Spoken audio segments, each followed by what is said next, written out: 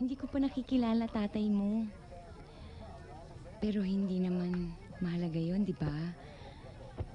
Ang mas mahalaga, yung alam mong mahal na mahal ka namin. Of course, ate. The constancy of your love is enough to give me security and stability. Pero meron pa rin need to realize and understand my roots.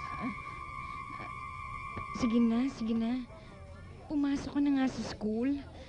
Aling Rosie, Hoy, pagkain ni Yossi. bata-bata mo pa, naninigarilyo ka na?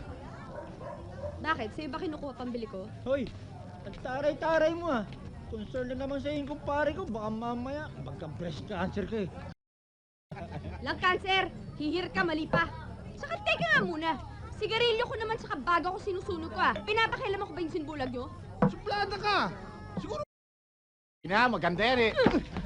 At anong alam mo sa ganda, ha? Hoy!